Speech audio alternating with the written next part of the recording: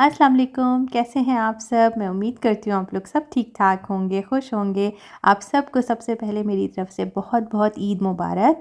और मैं बहुत दिन के बाद व्लॉग अपलोड कर रही हूँ और पूरा रमज़ान माशाल्लाह से बहुत अच्छा गया, बहुत मसरूफ़ गया, तो मैंने बहुत ज़्यादा व्लॉग्स वग़ैरह पे फ़ोकस नहीं किया क्योंकि कोई भी व्लॉग जो है ना वो शूट अगर हो जाता है तो उसकी एडिटिंग में 3-4 घंटे लग जाते हैं। तो इस वजह से मुझे बिल्कुल भी टाइम नहीं मिल रहा था। तरावी से आने के बाद बहुत लिमिटेड टाइम होता था और इफ्तारी वग़ैरह बना के फिर तो बिल्कुल टाइम नहीं मिलता था कि मैं व्लॉग अपलोड करूँ। तो इसलिए अब मैंने कहा कि जितना मेरे पास शूट हुआ हुआ है व्लॉग वो आप लोगों के साथ इंशाल्लाह अब शेयर कर दूँगी, कोई मसला नहीं है। आप लोग वो चीज़ें अब देख के एन्जॉय कर लें और अगर कोई चीज़ पसंद आए तो वीडियो को लाइक कर दीजिएगा। इससे मुझे आप लोग जब वीडियो लाइक करेंगे, कमेंट करेंगे तो मुझे मोटिवेशन मिलती है और मुझे थोड़ी-सी आप लोगों की सपोर्ट चाहिए होगी। आप लोग जो है मेरे चैनल को सब्सक्राइब ज़रूर कर दीजिएगा। तो बस यहाँ पर जो है वो अभी हम लोग रात को बकाला वगैरह गए थे और आजकल जो है ना बारिश जब हुई तो मौसम दोबारा से ठंडा हो गया था। तो बच्चों ने अपर वगैरह पहन लिया था और फिर बस मैं घर आई। घर आने के बाद मैंने सारी ग्रॉसरी जो है वो देखी क्योंकि मुझे ग्रॉसरी लिस्ट बनानी थी ईद के लिए। ये तो रमज़ान की ग्रॉसरी जब हुई थी तो उसके बाद जो है वो मैं लिस्ट बना रही थी कि जाऊंगी तो एक ही दफ़ा ले लूँगी।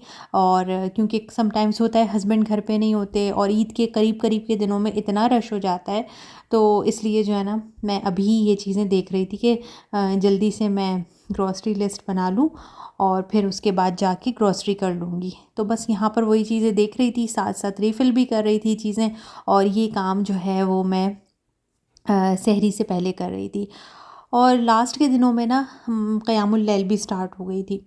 तो हम लोग 1:30 पर चले जाते थे, फिर 3:30 पे घर आते थे और फिर तो आप समझ सकते हैं कि कितना टाइम बिज़ी जाता था। लेकिन अल्हम्दुलिल्लाह वो टाइम जो गुज़रा अच्छा है वो इबादत में गुज़र गया क्योंकि साल में एक ही दफ़ा रमज़ान आते हैं और ये इबादतों का मौका मिलता है और अल्लाह ताला ने जो है वो ये इबादतें और ये चीज़ें हमें नसीब फ़रमाई, अता की। तो हमने कहा कि मैंने फिर इतना ज़्यादा जो है ना इन चीज़ों पे फ़ोकस नहीं किया, नहीं ध्यान दिया कि मैं व्लॉग अपलोड करूँ। हाँ, इंस्टाग्राम पर जो है मैं समटाइम्स अगर मुझे मिलता था तो वो 1 मिनट की वीडियो होती है तो वो मैं एडिट करके कभी-कभी डाल देती थी और वो भी कोई प्रॉपर व्लॉग्स वग़ैरह नहीं। अच्छा, यहाँ पर जो है ना मैं सहरी से पहले लौंग का पानी रख रही थी भिगो के कि मैं ये पी लूँगी। और कभी-कभी कोई सा भी डिटॉक्स वाटर इसकी भी मैं रेगुलर नहीं ये सब चीज़ें कर रही थी। और बस जो टाइम मिलता था तो चीज़ें कर लेती थी। इतना ज़्यादा जो है ना वो सिंपल जैसे रूटीन होती थी वो उसी तरह चल रही थी। जो कोई ऐसी स्पेशल डाइट और इन चीज़ों पर भी मैंने ध्यान नहीं दिया, ना वॉक और ये सब। क्योंकि हर चीज़ का टाइम जो है ना रमज़ान में बिल्कुल फ़िक्स हुआ हुआ था अल्हम्दुलिल्लाह। और अल्लाह ताला ने खैर आफ़ियत के साथ सबके रमज़ान गुज़रवा दिए और थोड़े हालात भी अप एंड डाउन रहे। तो बस अल्लाह का शुक्र, अल्लाह ताला ने अपने हिफ्ज़ व अमान में रखा। हम सबको अल्लाह ताला हर जगह अपनी हिफाज़त में रखें। आगे भी आने वाले दिन, आगे आने वाले जो हालात हैं अल्लाह ताला बेहतर करे और हम सबको अपनी हिफाज़त में रखें। आप लोग जहाँ-जहाँ भी हैं मुझे भी, मेरी फ़ैमिली को भी ज़रूर अपनी दुआओं में याद रखिएगा।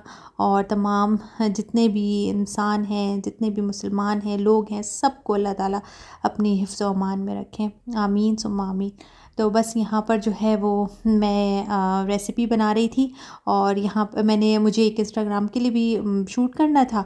तो मुझे ये पनीर मेरे पास रखा हुआ था तो मैंने कहा चलो पनीर कढ़ाई बना के देखती हूँ। फ़र्स्ट टाइम बनाई है, हम लोग तो चिकन कढ़ाई वगैरह ही बना रहे होते हैं। मैंने इसको कढ़ाई स्टाइल में बनाया था तो अच्छा लगा, बच्चों ने भी खाया। बच्चों का ज़्यादा था, मुझे मैंने कहा शायद ना खाएं। तो ये थे पराठे और इसके साथ जो है ये पनीर कढ़ाई बनाई थी तो ये खाया पिया। अब ये नेक्स्ट डे बर्तनों का अंबार था, बर्तन धोते जाओ धोते जाओ। अच्छा, इफ्तार के साथ भी इतने बर्तन हम धोते रहते हैं, इतने धुलते हैं बर्तन, लेकिन फिर ये इतने सारे जमा कहाँ से हो जाते हैं, फिर आ जाते हैं, फिर इफ्तार के बाद इतने आ जाते हैं और इफ्तार से पहले भी इतने होते हैं। और जब मैं इफ्तार बना रही होती हूँ उस वक्त भी साथ साथ बर्तन धो रही होती हूँ और फिर इतने सारे बर्तन हो जाते हैं। तो मैं जो हूँ ना वो इफ्तारी के टाइम कोशिश करती हूँ कि बिल्कुल किचन को साफ़ सुथरा करके, इवन के जो है कुछ मुझे आटा वगैरह गूंदना है या जो है वो कोई सालन बनाना है तो वो मैं इफ्तार से पहले बना लूँ या तरावी से पहले पहले अपने काम को फ़िनिश करके जाऊँ। तो आज जो है ना वो बिरयानी खाने का मूड हो रहा था बच्चों का, तो मैंने कहा चलो बिरयानी बना के दम पे लगा के सब करके जाऊँगी और आने के बाद जो है ना वो फिर खा लेंगे। अगर इनको अभी खाना होगा या क्योंकि घर आते आते भी 10 बज जाते हैं, तरावी से आओ और आने के बाद थोड़ा रेस्ट करो तो फिर भूख लगी हुई होती है, वरना अफ्तार की भी चीज़ें इतनी बची होती हैं कि कुछ ना कुछ बच्चे वो भी खा लेते हैं, तो डायरेक्ट फिर सहरी कर रहे होते हैं। लेकिन अब ये था कि बिरयानी बनी हुई होगी, बिरयानी दिल करेगा तो बिरयानी खा लेंगे, लेकिन तरावी से आने के बाद मेरी हिम्मत नहीं होती, दिल नहीं करता किचन में दोबारा जाके काम करने का। इवन के बर्तन वगैरह भी होते हैं ना, धोने का दिल नहीं कर रहा होता।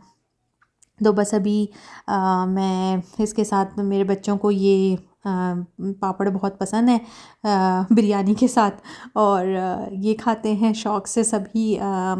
तो वो कर रही हूँ, सैलेड वगैरह बना लूँगी और ये सब चीज़ें मैं डन करके जाऊँगी। यहाँ पे बिरयानी जो है वो बिल्कुल तैयार है, मज़ेदार सी। और बिरयानी जब बना ली थी तो घर में जो है वो खुशबुएँ तो महक रही थी, लेकिन वो हर तरफ ही जो है ना वो एक सालन जैसी और उसकी खुशबू हो जाती है। तो मैंने कहा कि चलो बखोर जला लेते हैं, तो अभी वही मेरी बेटी कर रही थी, बखोर जला रही थी। तो बस ये सब काम किए और बखोर तो माशाल्लाह से आज कल जो है वो रमज़ान है, तो 3-3 बार इफ्तार से पहले भी और समटाइम्स कभी सहरी के टाइम भी जला लेते हैं ये लोग, और मेरे बच्चों को भी इतने पसंद है इसकी खुशबू और मुझे भी। तो हम लोग जो है ना वो बखोर बहुत बहुत ज़्यादा हमें पसंद है। तो एयर फ्रेशनर तो समझ लें यूज़ ही नहीं हो रहा है, इतना ज़्यादा बखोर जलाया जा रहा है कि वो अभी भी देख लें, ये बच्चे ही कर रहे थे कि बस मैंने नाम लिया खुशबू का और जो है ना वो फ़ौरन बखोर जलाने के लिए भागते हैं दोनों के। तो बस यहाँ पर अभी बखोर वगैरह जला लिया।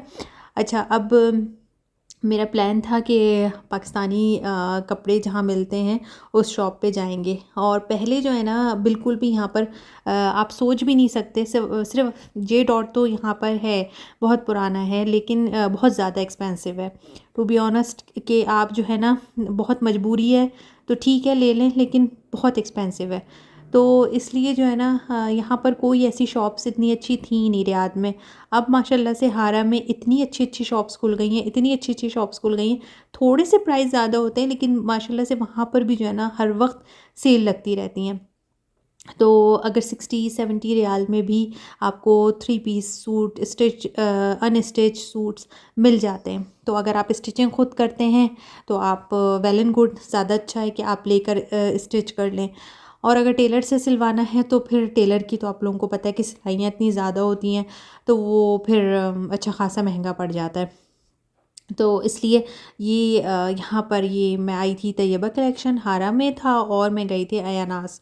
दोनों ही जगह जो है वो सेल भी अच्छी है, प्राइसेस भी अच्छे थे, और जो है ना कपड़े तो बस आउटस्टैंडिंग थे, बहुत अच्छे कपड़े थे। और सबसे बड़ी बात यह है, इन दोनों शॉप्स में ना सारे ब्रांड्स के कपड़े अवेलेबल हैं।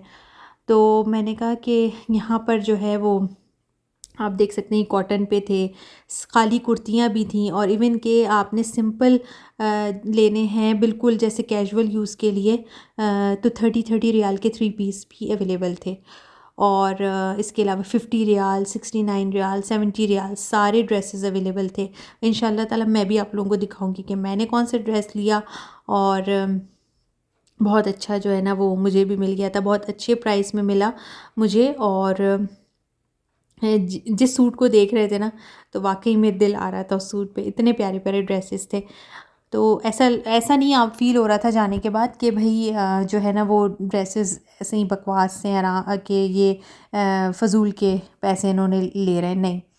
ड्रेसेस वाकई बहुत अच्छे थे, और प्लस यही था सबसे अच्छा बेनिफिट कि इस वक्त सेल लगी हुई थी। तो इन्होंने रमज़ान से पहले भी सेल लगाई थी, उस वक्त मैं नहीं गई थी। अभी मिड ऑफ रमज़ान जो है ना वीकली सेल भी इनकी चल रही थी, तो उस वक्त मैं गई थी, और रश बहुत ज़्यादा था। लेकिन ये था कि सूट पसंद आ गया था, तो वो मैंने ईद के लिए लिया।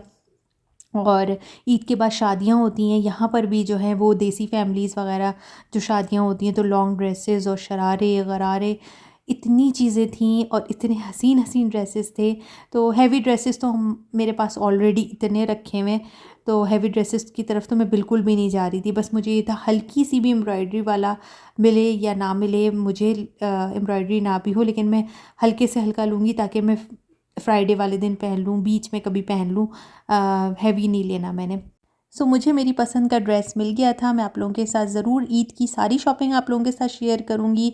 तो मेरे साथ कनेक्टेड रहिएगा, मेरे चैनल को ज़रूर सब्सक्राइब किए बगैर मत जाइएगा। तो फिर मिलते हैं इंशाल्लाह ताला एक नए व्लॉग के साथ। Till then take care and अल्लाह हाफ़िज़।